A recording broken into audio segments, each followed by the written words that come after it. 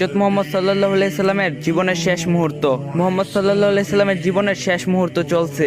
হঠাৎ সেখানে একজন লোক এসে সালাম দিলেন আর বললেন, আমি কি ভেতরে আসতে পারি? ফাতেমা রাদিয়াল্লাহু বললেন, দুঃখিত, আমার বাবা খুবই অসুস্থ। ফাতেমা রাদিয়াল্লাহু দরজা বন্ধ করে রাসূলের কাছে গেলেন। মুহাম্মদ সাল্লাল্লাহু আলাইহি সাল্লাম বললেন, কে সেই লোক? ফাতেমা রাদিয়াল্লাহু বললেন, এই প্রথম আমি তাকে দেখেছি, আমি তাকে চিনি না। নবীজি সাল্লাল্লাহু আলাইহি সাল্লাম বললেন, শোনো ফাতেমা, সে হচ্ছে আমাদের এই ছোট্ট জীবনের আবাসনকারী ফেরেশতা আজরাইল। এটা শুনে ফাতেমার অবস্থা বোবার মতো হয়ে গিয়েছে। রাসূল সাল্লাল্লাহু আলাইহি সাল্লাম বললেন, হে জিবরাইল, আমার উম্মতের কি হবে? আমার উম্মতের নাজাতের কি হবে? জিবরাইল আলাইহিস সালাম বললেন, হে রাসূল, আপনি চিন্তা করবেন না, আল্লাহ ওয়াদা করছেন আপনার উম্মতের নাজাতের জন্য।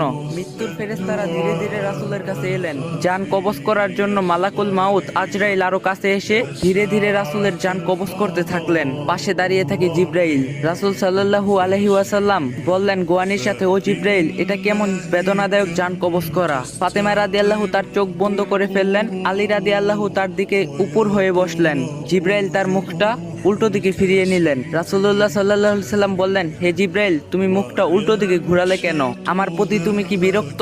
জিবরাইল আলাইহিস সালাম বললেন, হে রাসূল, সাকারাতুল মউতের অবস্থায় আমি আপনাকে কিভাবে দেখে সহ্য করতে পারি? ভয়াবহ ব্যথায় রাসূল সাল্লাল্লাহু আলাইহি সাল্লামের ছোট্ট একটা গোয়ানি দিলেন। রাসূল সাল্লাল্লাহু আলাইহি সাল্লাম বললেন, হে আল্লাহ, মউতটা জান কবজের সময় যতই ভয়াবহ হোক সমস্যা নেই, আমাকে সকল ব্যথা দাও, আমি বরণ করব, কিন্তু আমার উম্মতকে ব্যথা দিও না। রাসূলের শরীরটা ধীরে ধীরে ঠান্ডা হয়ে আসতে লাগলো। তার পা বুক কিছুই নড়ছে না। এখন আর রাসূলের চোখের পানির সাথে তার ঠোঁটটা কম্পিত ছিল। তিনি কিছু বলবেন মনে হয়। আলী রাদিয়াল্লাহু রাসূলের মুখের কাছে কানটা নিয়ে গেলেন। নামাজ কায়েম করো এবং তোমাদের মাঝে থাকা দুর্বলদের যত্ন নাও।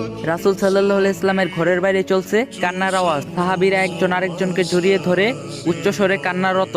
আলী রাদিয়াল্লাহু আবার তার কানটা রাসূল সাল্লাল্লাহু আলাইহি সাল্লামের মুখের কাছে ধরলো। রাসূল সাল্লাল্লাহু আলাইহি সাল্লাম চোখ ভেজা অবস্থায় বলতে থাকলেন, ইয়া উম্মতি, ইয়া উম্মতি, ইয়া উম্মতি। মৃত্যুর সময় প্রাণপ্রিয় নবী মুহাম্মদ সাল্লাল্লাহু আলাইহি সাল্লাম বলেন, আমাকে সব কষ্ট দাও, কিন্তু আমার উম্মতকে ব্যথা দিও না। মৃত্যুর সময় রাসূল সাল্লাল্লাহু আলাইহি সাল্লাম বলে গেলেন, নামাজ কায়েম করো। মৃত্যুর সময়ও রাসূল সাল্লাল্লাহু আলাইহি সাল্লাম বললেন, আমি চলে গেলে আমার উম্মতের কি হবে? এখন নিজেকে প্রশ্ন করুন, আমরা এমন একজন নবীর উম্মত হয়ে নামাজকে আদায় করি না। শ্রেষ্ঠ নবী মুহাম্মদ সাল্লাল্লাহু আলাইহি সাল্লাম আল্লাহর কত প্রিয় বন্ধু ছিলেন। তিনি আল্লাহর বন্ধু ছিলেন। তিনি যদি মৃত্যুবরণ করার সময় এত কষ্ট পান, তাহলে আমাদের কি অবস্থা হবে? আল্লাহ আমাদের সবার মাঝে বুঝার তৌফিক দান করুক, আমিন।